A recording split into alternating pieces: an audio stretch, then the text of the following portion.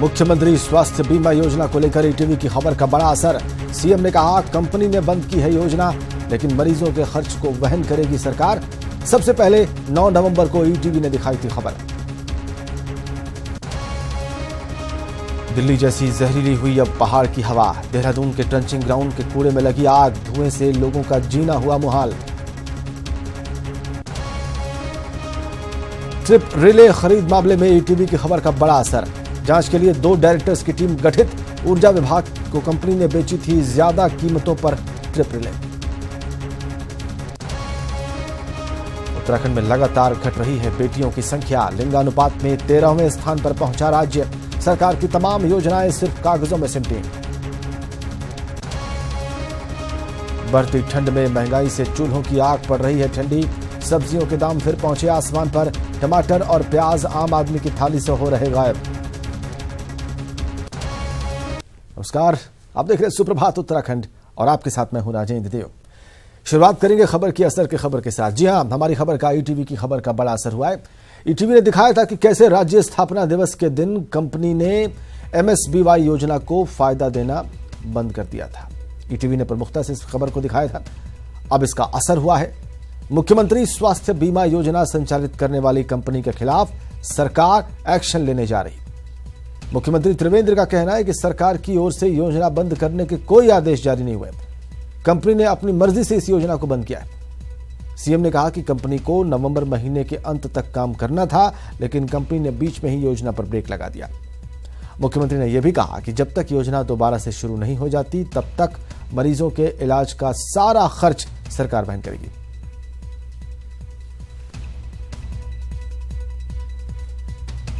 स्वास्थ्य बीमा योजना के संबंध में मुझे कहना है कि जिस कंपनी को ये काम दिया गया था उसको नवंबर लास्ट तक के लिए उसको ये काम करना था,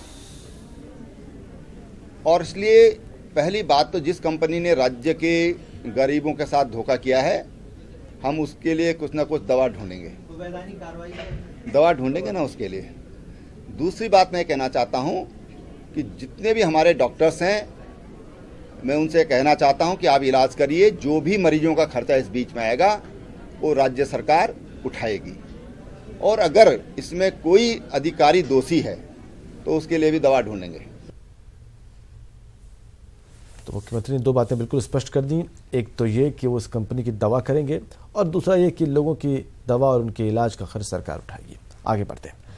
उत्तराखंड का ऊर्जा महकमा घपले घोटाले का महकमा बनकर रह गया है।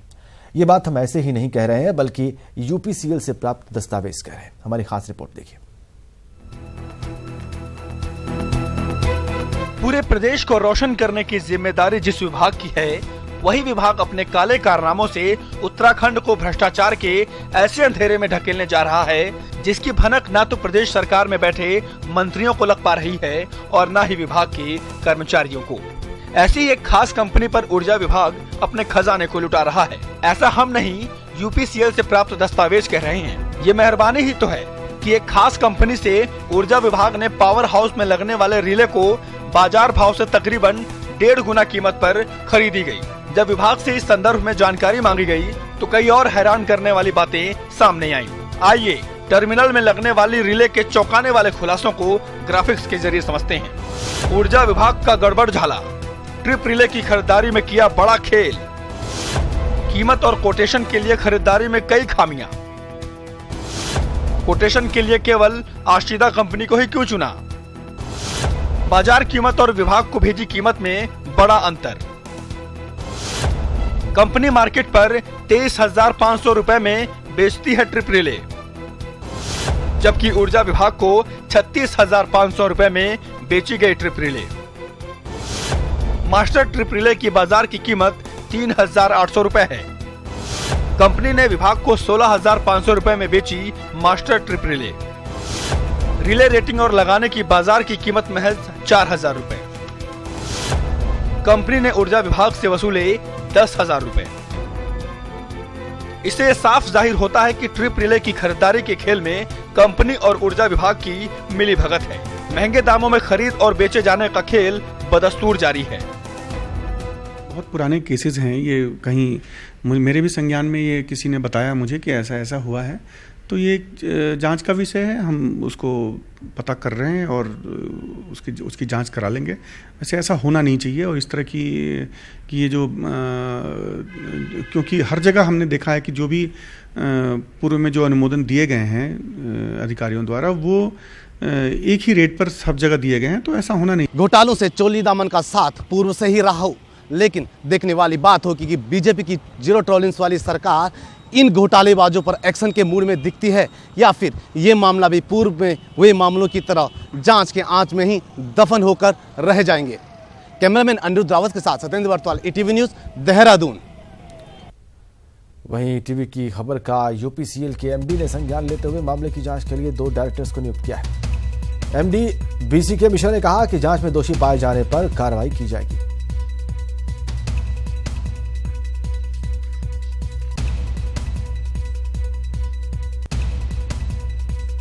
आगे बढ़ते हैं। देश के साथ साथ राज्यों में भी बेटियों के जन्म दर पर सुधार नहीं हो रहा और ये चिंता का विषय बना हुआ है।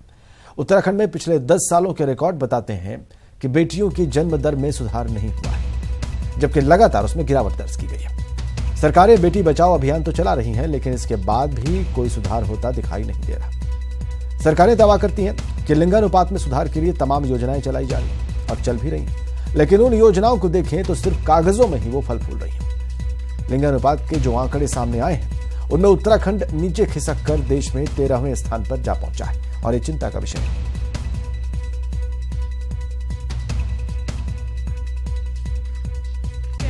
हम लोग इसी को लेकर सचेत हैं और चाहते हैं कि ये आंकड़ों में सुधार आए। इसके लिए हमने बेटी बचाओ बेटी पढ़ाओ में हमने बहुत बड़ी साइकिल यात्रा भी निकाली। आने वाले वक्त में और भी जन जागरूकता के कार्यक्रम किए जाएंगे। अभी हम पिथौरागढ़ में ही आगामी 24, 25, 26 में जो भी तिथि अभी माननीय केंद्रीय मंत्रियों से जो भी तिथि डिसाइड होगी उसमें भी हमें बहुत बड़ी जो है महारैली हम निकालने वाले हैं, ताकि पिथौरागढ़ ये जाने कि कहीं पिथौरागढ़ हरियाणा की स्थिति में तो ना आ जाए। प्रदेश में घटता लिंगानुपात एक बड़े संकट की ओर इशारा कर रहा है। हालांकि सरकार ने इस ओर चिंता जाहिर करते हुए कई सारे अभियान और योजनाओं की शुरुआत की है, लेकिन जब तक हम और आप इस अभियानों में सहयोग नहीं करेंगे तब तक ये अभियान सक्सेस नहीं हो पाएंगे और एक दिन उत्तराखंड को बड़े संकट से जूझना होगा। कैमरा पर्सन दीपक उपाध्याय के साथ अनुपम भारद्वाज, ईटीवी न्यूज़, देहरादून। अनुपम भारद्वाज की खबर अभी आप देख रहे थे, वो बता भी रहे थे कि कितना बड़ा संकट है, लेकिन ये बड़ा संकट है इसमें कोई शक नहीं है। 13वें स्थान पर लिंगानुपात में जा पहुंचा है वो राज्य जो कि मातृ प्रधान राज्य है। अनुपम इस वक्त हमारे साथ देहरादून से सीधा कनेक्ट है। अनुपम, हमने अभी मंत्री महोदया की बात भी सुनी, वो कह रही है कि केंद्रीय मंत्रियों का समय मिलेगा, हम एक बड़ी रैली निकालेंगे। इससे पहले भी हमने जागरूकता रैली निकाली है, क्या सिर्फ इससे बात बन जाएगी? देखिए, चिंता का विषय है कि 13वें स्थान पर इस समय उत्तराखंड है और लगातार जो लिंगानुपात के मामले में उत्तराखंड खिसकता ही जा रहा है। कभी ऊपर स्थान में हुआ करता था, लेकिन 10 सालों में, पिछले 10 सालों में जो आंकड़ा चौंकाने वाला है और उत्तराखंड धीरे धीरे अपने पायदान से खिसकता जा रहा है और नीचे की तरफ ग्रोथ कर रहा है। 890 जाके आंकड़ा इस समय उत्तराखंड का है और चिंता का विषय है। सरकार ने इस और गंभीरता दिखाई है, चाहे प्रदेश के मुख्यमंत्री त्रिवेंद्र सिंह रावत की बात किया जाए तो खुद उस मुहिम में शामिल हुए हैं और इस मुहिम को उन्होंने चलाने की कोशिश की है। अभियानों के सहारे या योजनाओं के सहारे एक जन जागरूकता अभियानों को चलाया जा रहा है, ताकि किसी तरीके से लोगों में इसको लेकर चिंता हो सके और जो लिंगानुपात जो घट रहा है इसको लेकर लोग अपने विचार भी साझा करें और इस अभियान में सहयोग करें। लेकिन साफ तौर पर कहा जा सकता है कि जब तक कानून की सख्ती इस पर नहीं होगी, क्योंकि जब तक सख्त कानून नहीं बनाए जाएंगे, लोगों को खौफ नहीं होगा कि अब जो भ्रूण हत्या है या लिंग परीक्षण की बात मैं बताऊं कि अगर लिंग परीक्षण लोग करते हैं और सरकार का या कानून का डर नहीं होगा, तब तक ये जो आंकड़े हैं ये हमेशा चौंकाने वाले ही होंगे। जो ग्राफ है वो नीचे गिरता ही रहेगा। सबसे बड़ी बात है कि सरकार इसमें कदम उठा रही है, पहल कर रही है, लेकिन उसके बावजूद अभी तक जो आंकड़े हैं वो सही सुधरने को तैयार नहीं है, क्योंकि जो अभियान में लोग जन भागीदारी कम होती नजर आ रही है। महिला के पास कमान है, महिला सशक्तिकरण, बाल विकास एक महिला के पास है, रेखादे इसे संभाल रही है। कई सारे अभियान उन्होंने चलाए हैं और खुद रैली वो निकालने जा रही है। कई सारी रैलियों को भी आगे आने वाले समय में आयोजन किया जाएगा और कई सारी पहल भी वो करने जा रही है कि इस तरीके से एक योजना वो लाने जा रही है कि अगर कोई भ्रूण परीक्षण करता है, लिंग परीक्षण अगर कोई करता है तो उसकी जानकारी देने वाले को वो प्रोत्साहित भी करेंगे, इनाम दिया जाएगा। और पूरी जांच पड़ताल की जाएगी कि किस परिवार ने लिंग परीक्षण कराया, उसके खिलाफ सख्त से सख्त कार्रवाई करने की बात की जाएगी। लेकिन सबसे बड़ी बात है कि जब तक जन भागीदारी नहीं होगी, जब तक आम जन इस और खुद गंभीरता से विचार नहीं करेगा, तब तक सरकारें चाहे कितना ही प्रयास क्यों ना कर लें, तब तक ये जो लगातार जो आंकड़े गिर रहे हैं और जो लिंगानुपात के मामले में उत्तराखंड पिछड़ता जा रहा है, ये हमेशा पिछड़ता ही जाएगा। क्योंकि लोगों को इस और आगे आना होगा और खुद समझना होगा इसकी गंभीरता को कि आने वाले समय में और खतरा बढ़ता जा रहा है। क्योंकि अभी के जो हालात हैं उन पर काबू किया जा सकता है, लेकिन आने वाले 10 सालों के बाद अगर इसी तरीके से ग्राफ गिरता रहा तो वो काबू में नहीं आएंगे और हरियाणा और अन्य स्टेटों के राज्य की तुलना में उत्तराखंड की भी स्थिति वैसे ही होगी, और जो कि काफी गंभीर विषय है। बिल्कुल, बहुत गंभीर विषय है। वैसे तो ये पूरे देश में ही गंभीर विषय है और केंद्र सरकार ने बेटी बचाओ बेटी पढ़ाओ अभियान चलाया हुआ है। इसको लेकर लगातार जागरूकता फैलाई जा रही है। अब उत्तराखंड में अगर ऐसा होता है तो वो तकलीफ ज्यादा इसलिए है वहां पर अनुपम, क्योंकि वो मातृ प्रधान राज्य है और स्त्री शक्ति वहां पर वहां की इकॉनमी में, वहां के जनजीवन में बहुत ही सशक्त और महत्वपूर्ण योगदान देती रही है। तो अगर ऐसे राज्य में लिंगानुपात गिरता है और इस तरह से गिरता है तो ये बहुत चिंता का विषय है। इसके पहले की स्थिति क्या थी? अभी तो 13वीं पायदान पे है राज्य, इसके पहले की स्थिति क्या थी और रैलियां निकालने के अलावा सरकार जागरूकता के लिए और क्या कर रही है अनुपम? देखिए, पहले जो पिछले साल जो 2001 में जो इस चीज़ का परीक्षण किया गया था तो उस समय 11वें स्थान पर उत्तराखंड था, और 10 सालों बाद जब दोबारा से 2011 में पूरा सर्वे किया गया कि जो लिंगानुपात के मामले में उत्तराखंड किस स्थान पे पड़ता है पूरे देश भर में, तो 13वें स्थान में, यानी कि 2 स्थान फिर पिछड़ गया है। तो जो अभियानों की मैं बात करूँ, बेटी बचाओ बेटी पढ़ाओ जो अभियान चलाया जा रहा है, लगातार इसमें काफ़ी पहल उत्तराखंड सरकार कर रही है। ये कहना गलत होगा कि सरकार इस और कदम नहीं उठा रही है, लेकिन जो जन भागीदारी नहीं हो पा रही है, ये सबसे बड़ा कारण रहा है। और जो जब तक अल्ट्रासाउंड मशीनें देश में नहीं आई थी, 1990 से पहले की बात मैं बता रहा हूँ कि 1990 के 90s के टाइम पे अल्ट्रासाउंड मशीनें आई थी और उत्तराखंड में भी इस और जो अल्ट्रासाउंड की मशीनें उत्तराखंड में पहुंची थी, तो उसके बाद से जो लिंगानुपात के जो मामले हैं, भ्रूण हत्या के जो मामले हैं, वो ज़्यादा बढ़े हैं। तो साफ तौर पर कहा जा सकता है कि जो टेक्निक है वो जिस और उत्तराखंड में आई है या देश में आई है, उसके बाद इस तरीके की ज़्यादा चीज़ें होने लगी है, भ्रूण हत्या ज़्यादा होने लगी है। तो सबसे ज़रूरी है कि सख्त कदम इस और उठाए जाएं और जो अल्ट्रासाउंड मशीन जो सेंटर्स हैं उन पर लगातार छापेमारी भी की जाए। स्वास्थ्य विभाग के पास इसकी जिम्मेदारी होती है कि वो समय समय पर इन अल्ट्रासाउंड मशीनों के जो होल्डर्स हैं उन्हें चेक करे कि कहीं इनके पास कोई इस तरीके के केस तो नहीं आ रहे, कोई ये ऐसा तो नहीं कर रहे कि भाई कोई भ्रूण जो लिंग परीक्षण के लिए कोई इनके पास पहुंच रहा है पैसे लेके या किसी अन्य साधनों से वो यहाँ पे लिंग परीक्षण किया जा रहा है। क्योंकि बिना लिंग परीक्षण के अगर भ्रूण हत्या होता है तो ये कहना गलत होगा कि भ्रूण हत्या की जा रही है। बिना लिंग, हर कोई लिंग परीक्षण कराता है, उसके बाद अगर बेटी होती है तो भ्रूण हत्या करने की कोशिश की जाती है। तो जब तक सरकार हो, विभाग हो, सख्त नहीं होगा, तब तक ना तो जन भागीदारी इसमें हो पाएगी, न लोगों को इसमें खौफ होगा, और इसी तरीके से जो उत्तराखंड का ग्राफ है वो दोनों ही तरीके से आगे बढ़ना होगा अनुपम। जन भागीदारी को प्रोत्साहित करना होगा, लोगों को जागरूक करना होगा, लोगों को समझाना होगा, उनको इस दिशा में मुड़ना होगा, और इसके अलावा जो आप कह रहे हैं उस तरह के लीगल एक्शंस भी लेने होंगे। बहुत धन्यवाद आपका।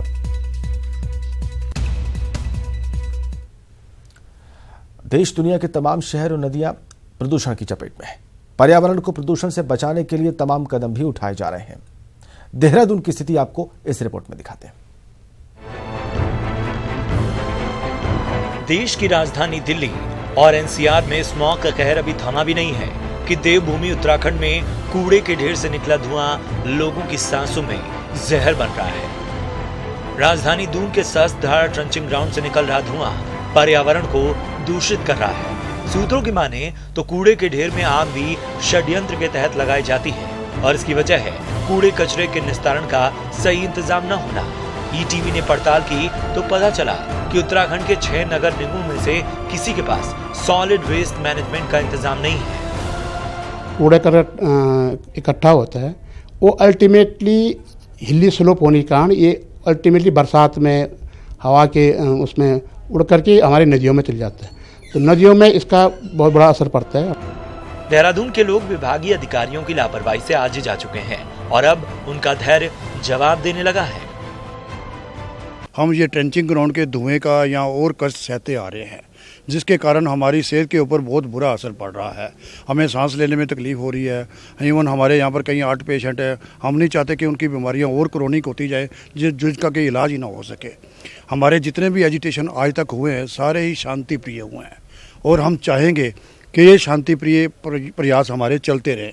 लेकिन अगर हमारा भी एक दायरा है, हम उस दायरे के अंदर रह के ही सब कुछ करना चाहते हैं। लेकिन आश्वासनों के बाद अगर 30 नवंबर तक ये यहाँ से शिफ्ट ना हुआ तो हम आपको क्लियर बता दें कि हमें कोई ना कोई स्टेप लेने के लिए मजबूर होना पड़ेगा। राज्य सरकार ने हाल ही में 2 नए नगर निगम बनाने का फैसला किया है। मतलब नगर निगमों की संख्या 6 से बढ़कर 8 हो जाएगी, लेकिन कूड़े कचरे के निस्तारण के लिए एक्शन प्लान सिर्फ कागजों में है। अफसरों की फजीयत के बाद हरिद्वार में सॉलिड वेस्ट मैनेजमेंट से जुड़े प्लांट का निर्माण कार्य शुरू हो गया है, तो वहीं कोर्ट की फटकार के बाद देहरादून में भी शीशम बाड़ा प्लांट के निर्माण कार्य में तेजी आई है। देखिए, जो पूरी प्रक्रिया है इस समय अंतिम चरण में है, क्योंकि हमारा जो सॉलिड वेस्ट मैनेजमेंट का जो प्रोजेक्ट है और जो प्लांट है वो लगभग कंप्लीशन पे है और हमारा प्रयास है कि हम 1 दिसंबर से उसको ऑपरेशनल कर दें। उसके साथ साथ जो डोर टू डोर कलेक्शन और बाकी की चीज़ें हैं, जो लिफ्टिंग होनी है, जो ट्रांसफर स्टेशंस हैं, इसके भी टेंडर प्रक्रिया अंतिम चरण में है। उस पर बहुत जल्दी निर्णय होने वाला है। तो हम लोग लगभग इस पूरी प्रक्रिया में अंतिम चरण में है।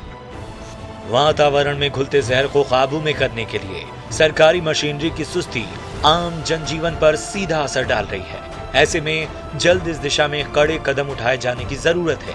लेकिन सबसे बड़ा सवाल ये है कि क्या दिल्ली की तरह उत्तराखंड में भी किसी आपातकाल जैसी स्थिति का इंतजार है? पिछले 17 सालों से प्रदेश के तमाम नगर निगम कुंभकर्णी नींद में सो रहे हैं। यही वजह है कि कूड़े के ढेर से निकल रहा जहरीला धुआं लोगों की सांसों में जहर घोल रहा है। इसके साथ ही कूड़े कचरे से निकलने वाला खतरनाक पानी नदियों को भी दूषित कर रहा है। ऐसे में जरूरी कदम उठाए जाने की तत्काल जरूरत है। कैमरा पर्सन मोहित के साथ मुकेश कुमार, ईटीवी न्यूज़, देहरादून। और इसी बीच राजधानी के सहस्त्रधारा क्षेत्र के डंपिंग जोन में लगी आग से होने वाले वायु प्रदूषण को डॉक्टर्स भी समाज के हर आयु वर्ग के लिए घातक मान रहे हैं। दून चिकित्सालय के फिजिशियन डॉक्टर कुमार जे कौल ने बताया कि कूड़े के जलने से कई जहरीली गैसेस उत्पन्न होती हैं, जो सेहत के लिए बहुत घातक है। सारे एज ग्रुप, चाहे बच्चा हो, बूढ़ा हो, जवान हो या कोई भी हो, सबके लिए हार्मफुल है।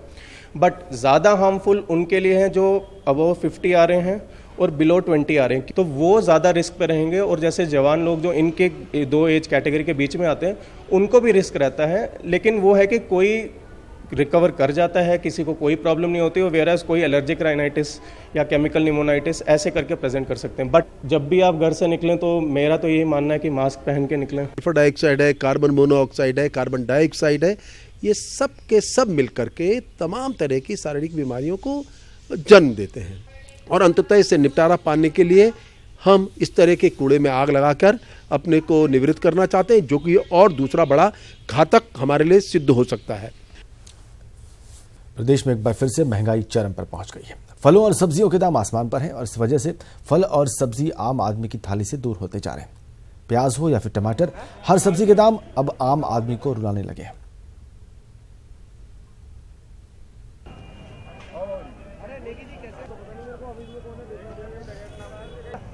बहुत महंगी हो रखी है। हम तो टमाटर वगैरह खरीदने आ रखे थे, बट टमाटर तो 60 से 80, 60 बस ऐसे चल रही है। बहुत ज़्यादा महंगाई हो गई भैया, बहुत ही ज़्यादा। मतलब बजट बाहर है, किचन संभालना मुश्किल हो गया, बहुत ही ज़्यादा परेशानी हो रही है। बहुत ज़्यादा परेशानी हो रही है, बहुत ही ज़्यादा। क्या क्या सब्जी खरीदी है आपने? टमाटर मैंने तो टमाटर 60 रुपए आधा किलो खरीदा टमाटर, और ये नींबू है, ये मशरूम है, बहुत ज़्यादा महंगा हो गया। चलिए आगे बढ़ते हैं। भारत के प्रमुख अभयारण्यों में से एक राजाजी नेशनल पार्क 15 नवंबर से पर्यटकों के लिए खोल दिया जाएगा। एशियाई हाथियों के लिए मशहूर राजाजी नेशनल पार्क 820 वर्ग किलोमीटर इलाके में फैला हुआ है। अपने शानदार पारिस्थितिकी तंत्र के कारण, इकोसिस्टम के कारण पार्क देशी और विदेशी पर्यटकों की पसंदीदा जगहों में से एक है। पार्क में पक्षियों की 315 प्रजातियां पाई जाती हैं। 15 नवंबर से 15 जून तक पर्यटकों के लिए खुले रहने वाले राजाजी पार्क में एशियाई हाथी, चीता, भालू, कोबरा, जंगली सुअर, सांभर, खरगोश और हिरण देखे जा सकते हैं। पार्क प्रशासन ने पार्क खोलने की सभी तैयारियों को अंतिम रूप दे दिया है। 15 नवंबर को स्वयं वन मंत्री हरक सिंह रावत चीला रेंज पहुंचकर पार्क खोलने का विधिवत रूप से शुभारंभ करेंगे। तो आप भी उठाइए बैग और चले आइए राजाजी पार्क।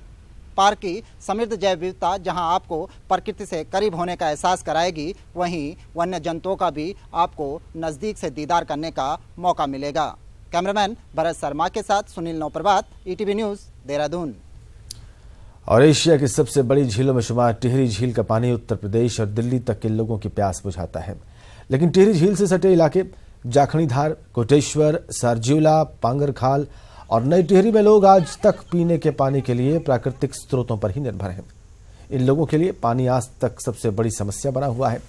इन क्षेत्रों के लोग आज भी कई किलोमीटर दूर प्राकृतिक स्रोतों से पीने का पानी ढोकर लाने को मजबूर हैं। 0 पॉइंट से जल संस्थान ने पानी के लिए प्लांट को लगाया, पर लोगों को कहना है कि प्लांट का पानी पीने लायक नहीं है। ये लोग कई बार दूषित पानी की सप्लाई की शिकायत भी कर चुके हैं। यहाँ पानी तो है नहीं और अभी बहुत दूर से कम 4 किलोमीटर दूर जाना पड़ता है हमें पानी के लिए, और इधर कोई व्यवस्था भी नहीं है पानी की, एक ही स्रोत है ये। इधर पूर्व प्रधानमंत्री अटल बिहारी वाजपेयी के जन्मदिन के मौके पर इस बार बीजेपी आजीवन सहयोग निधि एकत्रीकरण कार्यक्रम की शुरुआत करेगी। कार्यक्रम के जरिए कार्यकर्ता आम लोगों से पार्टी के लिए चंदा जमा करेंगे। प्रदेश अध्यक्ष अजय भट्ट ने कहा कि 1 रुपए का चंदा भी चेक या ड्राफ्ट के जरिए लिया जाएगा। उन्होंने कहा कि यह कार्यक्रम पूरे राज्य में चलाया जाएगा। उनका यह भी कहना था कि पार्टी चलाने के लिए फंड की जरूरत होती है और वो चाहते हैं कि जन सरोकार वाली पार्टी के लिए आम लोग भी सहभागिता करें। हम इस आजीवन सहयोग निधि के एकत्रीकरण कार्यक्रम को 25 दिसंबर माननीय अटल बिहारी वाजपेयी जी के जन्म दिवस से 26 जनवरी गणतंत्र दिवस तक 1 महीने का विशेष ड्राइव चला के प्रारंभ करने वाले हैं, ताकि शुचिता आए, स्वच्छता आए, पारदर्शिता बनी रहे, ईमानदारी बनी रहे, ब्लैक मनी पर अंकुश लगे। तो ये तमाम चीज़ें इसमें हमने इसके मापदंड रखे हैं, इसलिए एक भव्य कार्यक्रम होगा। मुझे ये उम्मीद है कि जिलों को जो लक्ष्य हम देंगे उस लक्ष्य को हमारे जिले भी पार कर जाएंगे। इसके साथ ही इस बुलेटिन में इतना ही। हमारी खबरों को विस्तार में जानने के लिए आप लॉग इन कर सकते हैं news18uk.com। नमस्कार।